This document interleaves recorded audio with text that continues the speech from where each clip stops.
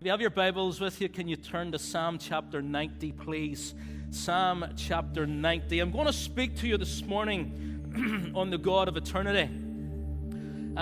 Close to a year ago now, around about last October, November time, I began on this journey on speaking on the God of. And so we've had many different subjects and titles that we have discussed and looked at. And today I want to talk to you on the God of eternity. And in Psalm chapter 90, it's a prayer from Moses. And Moses is praying this here, and this is what it says. It says, Lord, you have been our dwelling place throughout all generations. Before the mountains were born, or you brought forth the whole world. From everlasting to everlasting, you are God. You turn people back to dust, saying, return to dust, you mortals. 1,000 years in your sight is like a day that has just gone by, or like a watch in the night. Yet you sweep people away in the sleep of death. They are like the new grass of the morning. In the morning it springs up new, but by evening it is dry and withered. Then he goes on down in verse 9, he says, all our days pass away under your wrath. We finish our years with a moan. Our days may come to 70 years or 80 if our strength endures. Yet the best of them are but trouble and sorrow, for they quickly pass and we fly away. If only we knew the power of your anger. Your wrath is as great as the fear that is your due. Teach us to number our days, that we may gain a heart of wisdom. A couple of months ago now, it's only about a month ago, we were able to go on holiday. We went to Spain. Anybody that has been on holiday, you know that before you go, you got to get your stuff packed into the suitcase, ready to go. My wife was packed probably I came up to our bedroom about 3 weeks before we were supposed to go on holiday, and there's this suitcase packed, filled with stuff, and I'm standing looking at it and going, okay, it's 3 weeks yet, maybe even 4 weeks until we're going away, and there's stuff packed in a suitcase. Is she moving out? Rather than kicking me out, is she going somewhere? And so I'm looking through, and it's all like the light dresses and the shorts and the t-shirts, and it's stuff that is packed for holiday. And I'm thinking, it's 3 weeks. Woman, you are desperate to go, aren't you? So she's packed and she's ready to go. So whenever we're preparing to go away somewhere, whenever we're going on holiday, we got to get our stuff packed. So we'll get our beach towels packed in, we'll get our Speedos packed in, that right, man? Ready to go for it. We've got the beach body and we're ready to go. We got the shorts, the vests, the t-shirts, the flip-flops, the sun cream, the Factor 50 for people like me, and we're ready to go. But then whenever we get our stuff packed and the day comes, everything, and I mean, it's not just holiday, it seems to be life in general, but let's look at holidays first of all, because everything then revolves around time. And even though you know what time the flight's leaving at, you still constantly ask the question, what time does the flight go at? What time does the flight depart at? And you're checking your departure, your notes, and it's like, okay, 1:40. And it's like a couple of weeks before, flight goes at 1:40. A week before, you're checking, what time does that flight go at? 1:40. It hasn't changed. The day, the day before, you're checking, okay, so the flight goes at 1:40. It's drummed in there. Everything's revolving around time. The flight goes at 1:40. Okay, so what time do we need to be up at the airport for?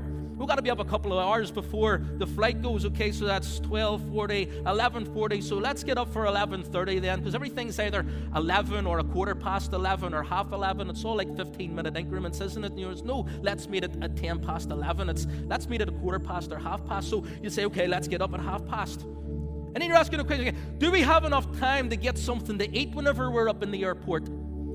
My question is not so much regarding time. My question is, do I have enough money to get something to eat in the airport? Or do I need to take out one of those short-term loans before I go and order a piece of toast and a cup of tea? And then you're checking, okay, so we've got to be up at this time, we've got to be at the airport, okay. So the flight leaves at 11:40. What time does the flight land at? Okay, it's okay. And you're constantly checking, departs at 11:40, lands at 1:40, departs at 11:40, and you're constantly going over these times.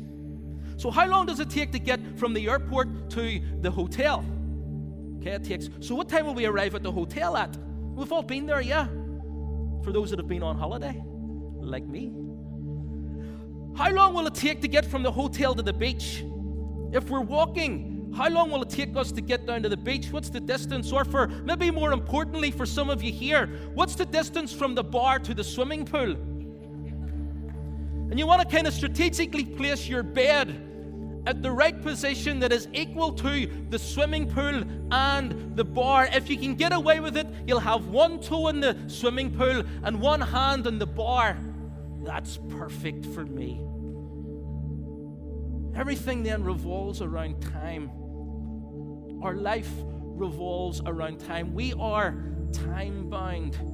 Everything for us has to have a beginning and has to have an end. We are time-bound, and so we go through these processes and these times in our lives where maybe we're running a bit late.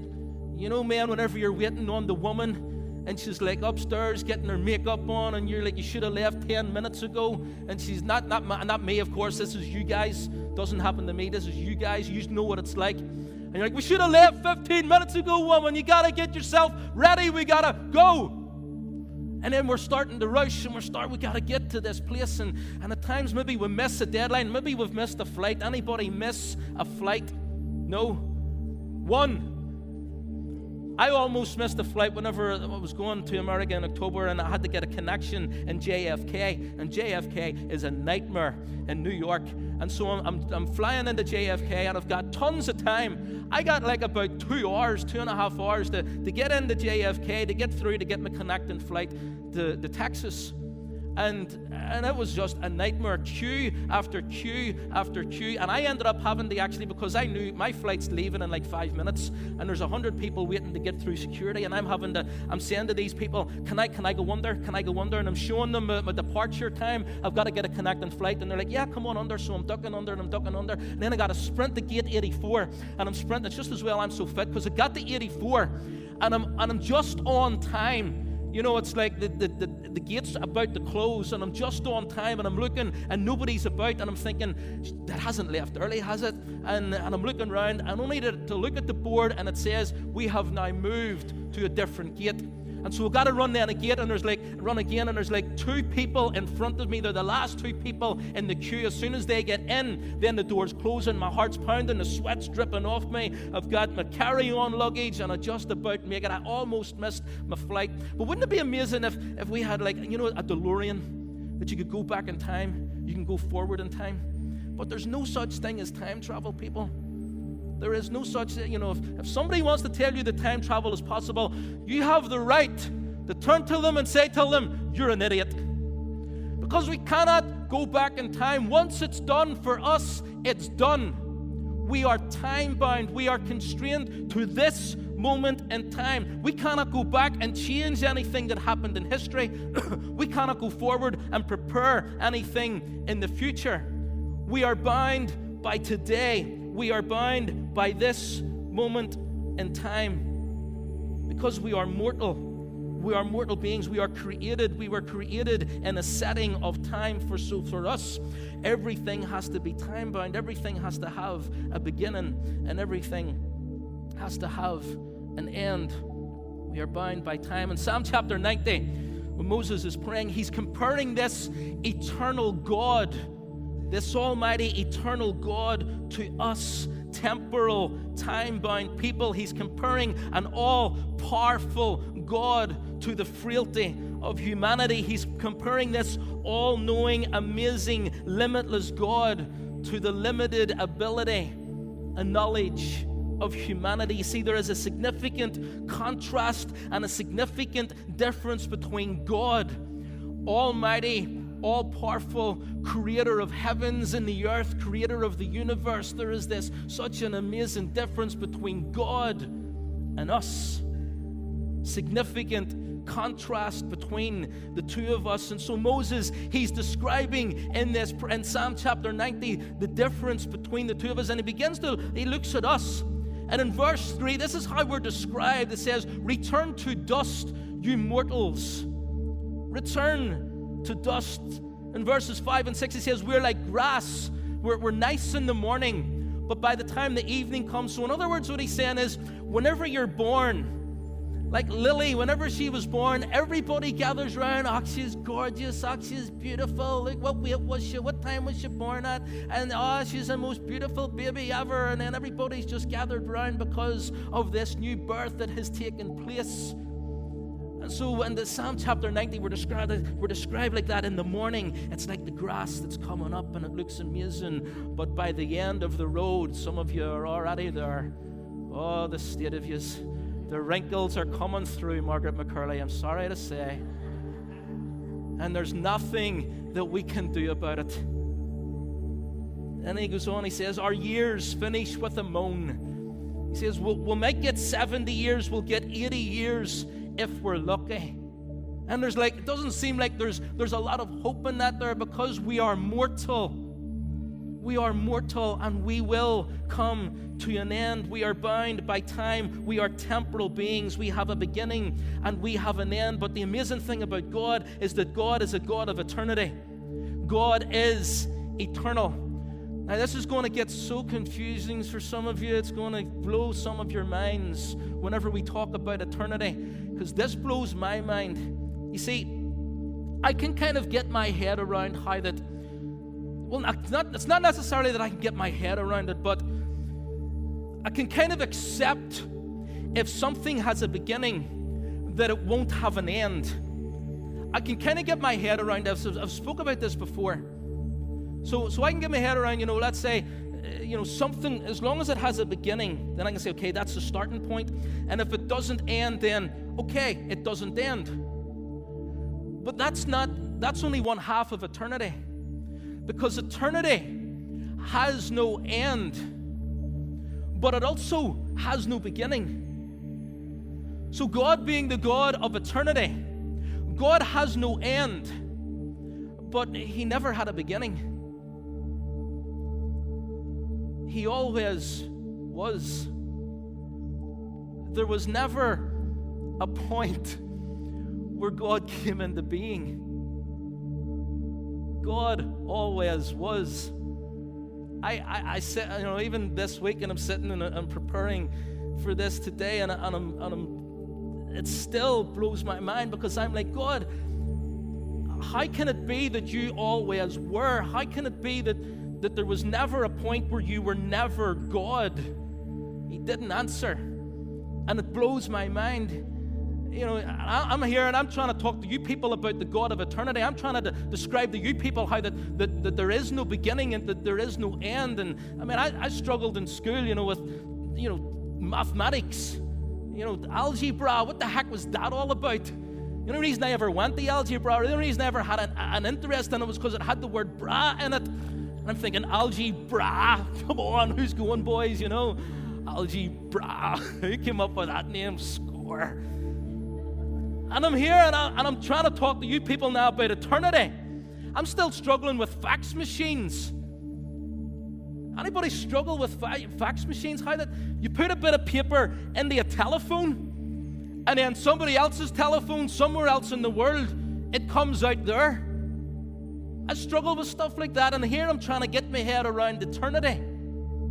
God is a God of eternity. He never had a beginning. He always was. Sometimes you just got to leave it down somewhere, because you can't get your head around it, because we are time-bound people. We are constrained by time, because for us, in the way that we were created, we have a beginning and an end. Everything has to have a beginning and an end. So because there is this God that doesn't have a beginning and that doesn't have an end, and we're like, how is that possible? How can that be? How can that happen? That's too much to get my head around. I guess sometimes I think God is like numbers. Numbers has no beginning and has no end. We could get a couple of people up here and we could, okay, our starting point will be 0. Now, you go that way and you're going to do the minus numbers. And whenever you get to the end, you let us know. You're going to go into the positive numbers, and whenever you get to the end, you let us know. How many people know we'll be here for quite a long time? Some of you are going to go home tonight and try it, aren't you? Some of you are just that stupid enough. I know what you're like. You're going to start counting. And there is no end to Numbers. Numbers has no beginning and has no end. And in the same way, God has no beginning and has no end. He is an eternal God. He is the God of eternity. That's why whenever he's speaking with Moses at the burning bush in Exodus chapter 3, and God is calling Moses to go back to Egypt to deliver the children of Israel from slavery and to lead them into freedom. And Moses is coming up with all these excuses as to why he shouldn't go back. And then he asks the question, who should I say sent me? And God says, I am. God doesn't say, well, I was or I will be.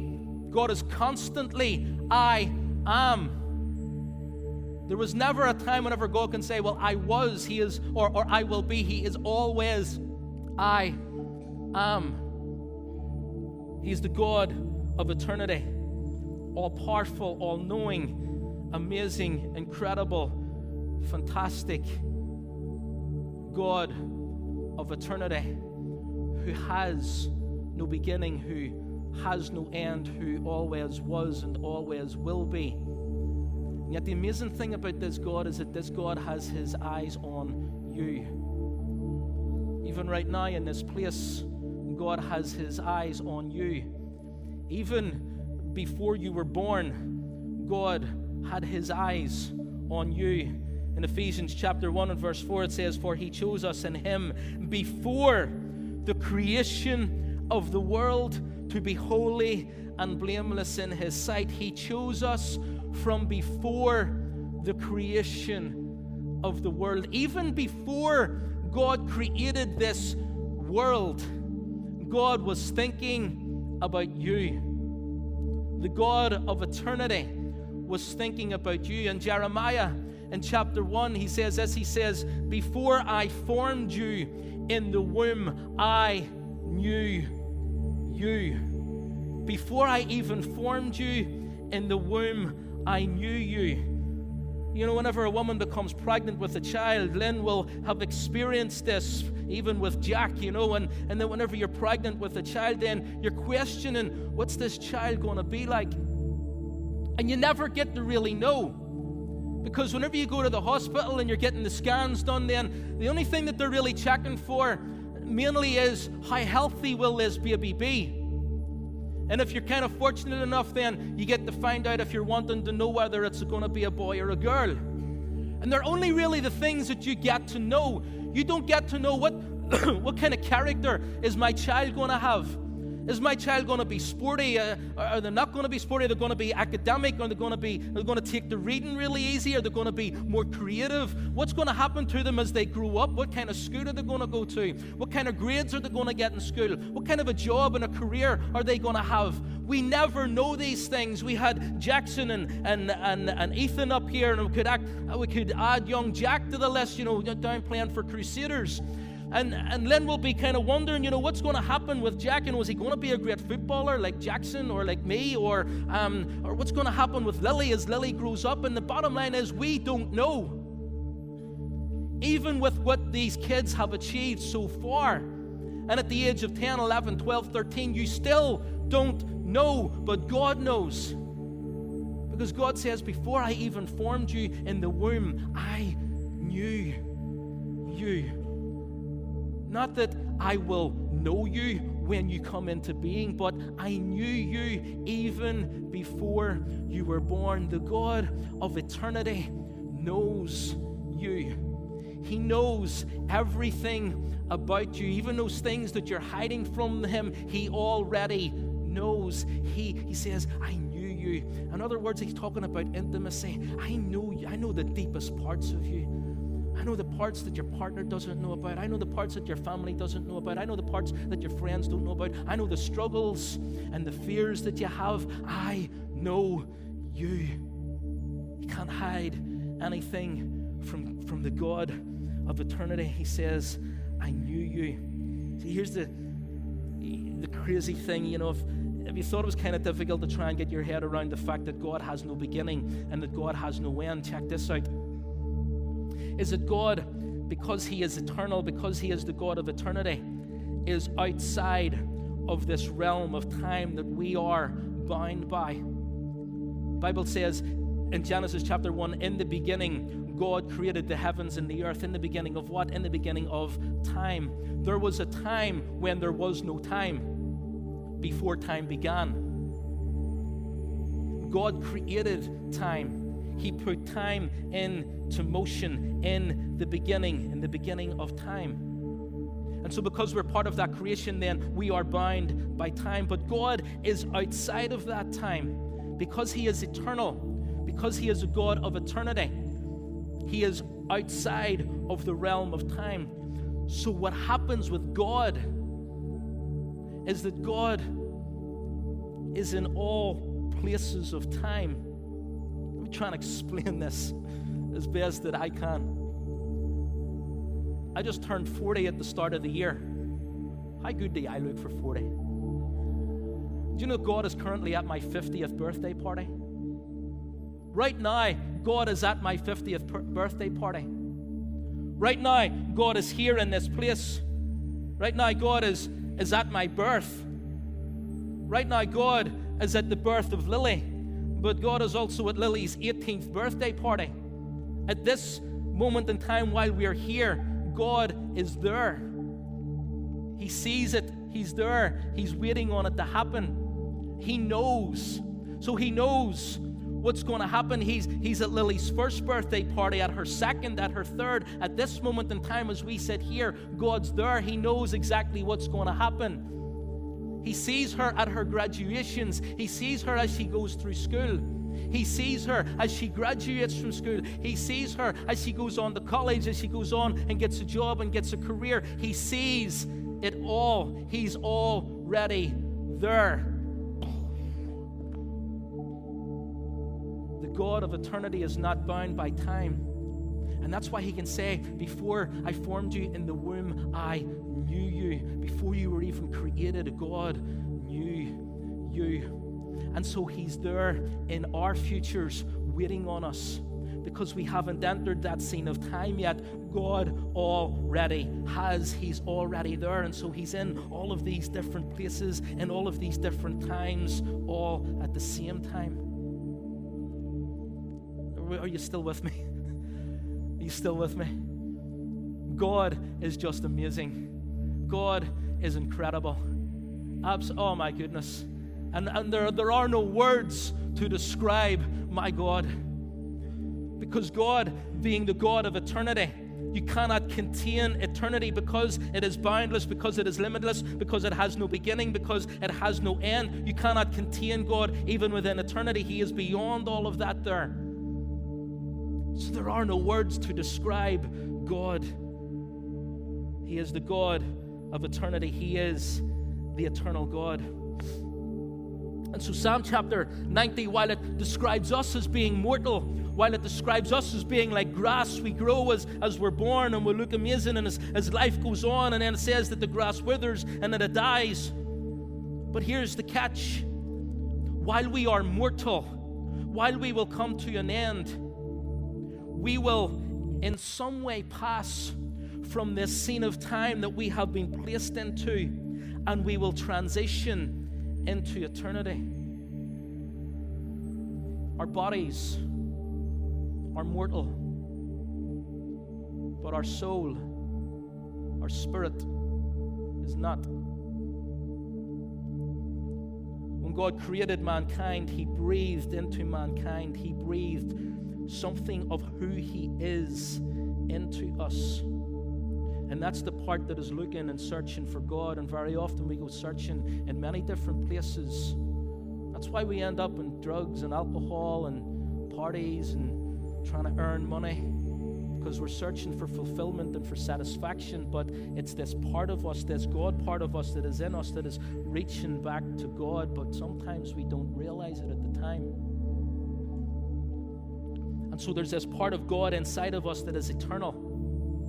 And so while our bodies decay, decompose, while the bodies go and the bodies return to dust, yet we transition from this scene of time into eternity.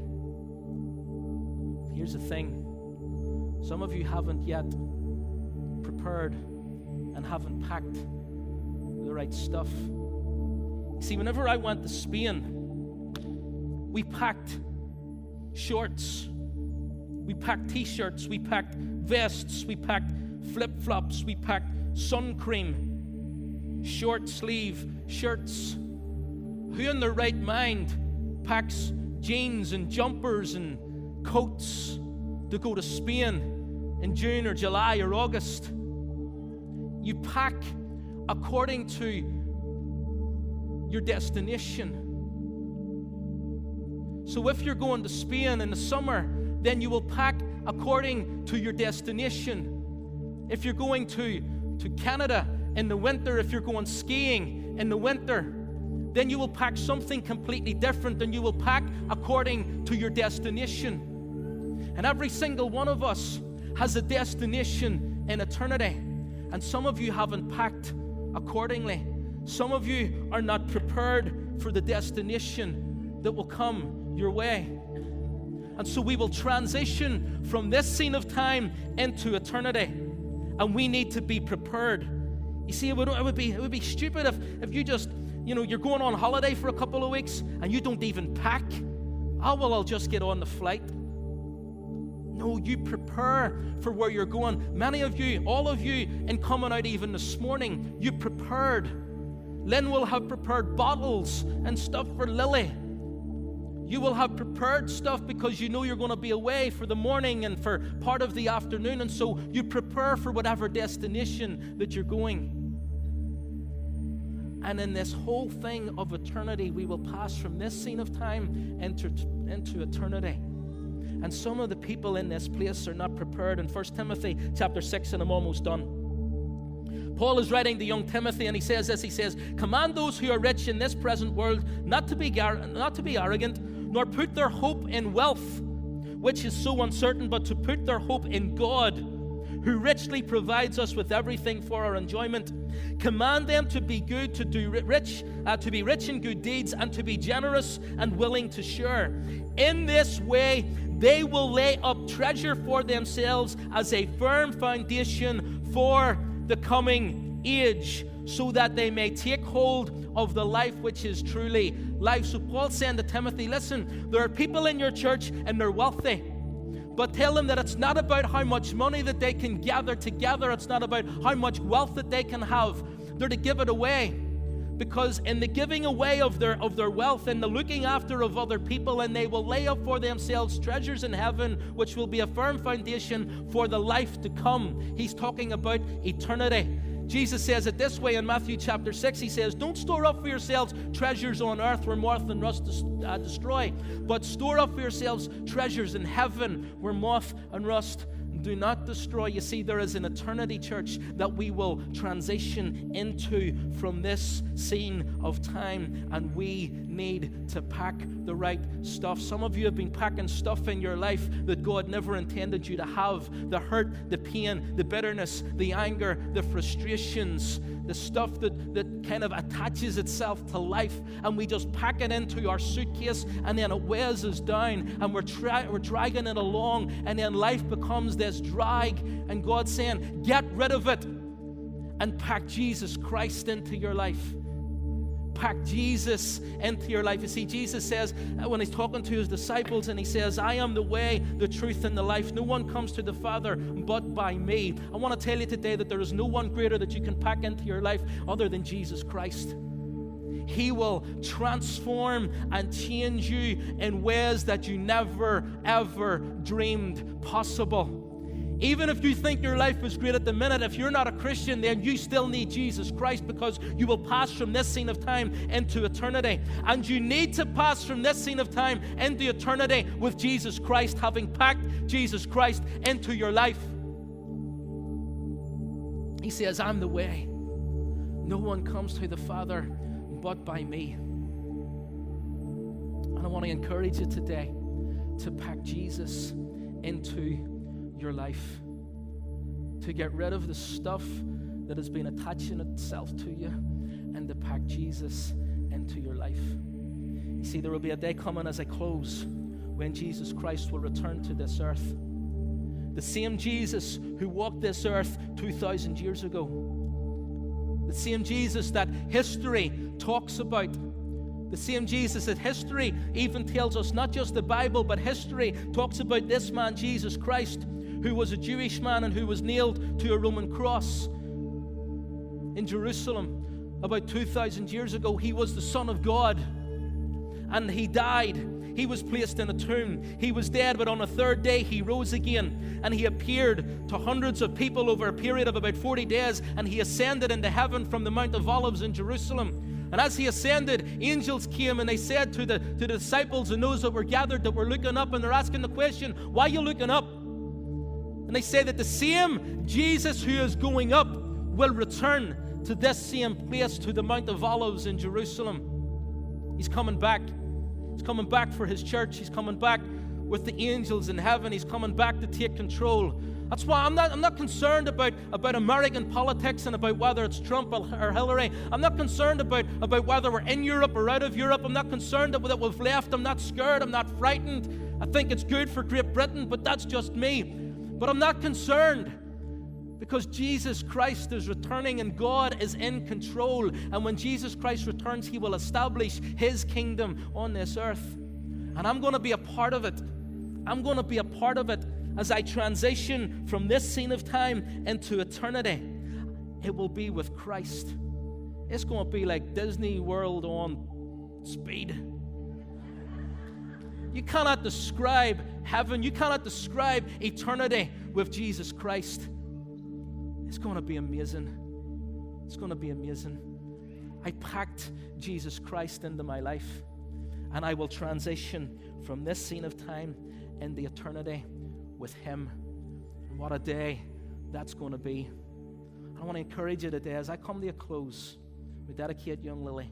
I want to encourage you today, pack Jesus into your life, and then you'll be prepared for eternity.